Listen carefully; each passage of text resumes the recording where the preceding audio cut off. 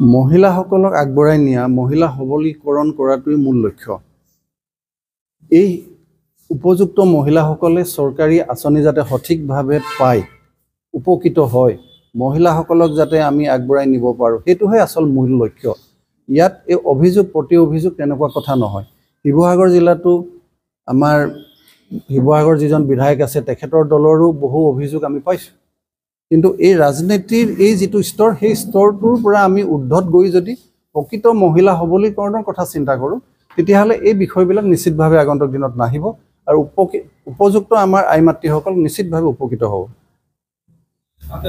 কথা নিশ্চিত, ভাৰতীয় জনতা পাৰ্টীৰ প্ৰত্যেকজন কাৰ্যকৰ্তা খুব নিষ্ঠাৱান কাৰ্যকৰ্তা।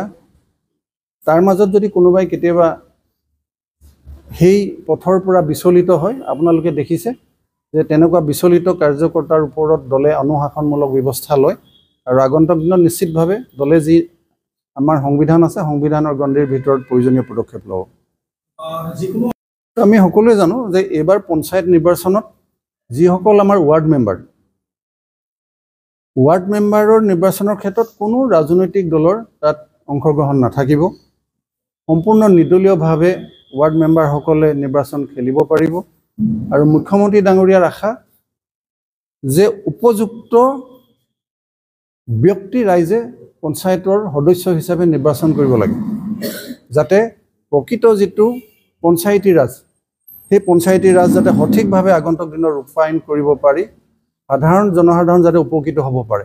সেইকাৰণে উপযুক্ত ব্যক্তিকহে ৰাইজে যাতে পঞ্চায়তৰ সদস্য হিচাপে নিৰ্বাচিত কৰি পঠিয়াব বিচাৰে, এই সুবিধাটো দিবৰ কাৰণে মুখ্যমন্ত্ৰী ডাঙৰীয়াই এই পদক্ষেপ লৈছে। গতিকে আমাৰ ভাৰতীয় জনতা পাৰ্টীৰ ফালৰ পৰা পঞ্চায়তৰ সদস্য নিৰ্বাচনৰ ক্ষেত্ৰত আমাৰ কোনো তাত জড়িত বিষয় নাই। তো আমি কাউন্সিলৰ আৰু জিলা পৰিষদ এই দুটাহে আমাৰ বুলি নহয়, সকলো ৰাজনৈতিক দলৰে প্ৰাৰ্থী থাকিব কেৱল কাউন্সিলৰ আৰু জিলা পৰিষদৰ ক্ষেত্ৰত। তো আমি চেষ্টা কৰিম যে ৰাইজে বিচৰা উপযুক্ত মানে কি, যিজনে জয়ী হোৱাৰ পিছত জনতাৰ সেৱাত 24 ঘণ্টা নিমজ্জিত হৈ থাকিব পাৰে, যাৰ মূল উদ্দেশ্যটো হৈছে ৰাইজক সেৱা।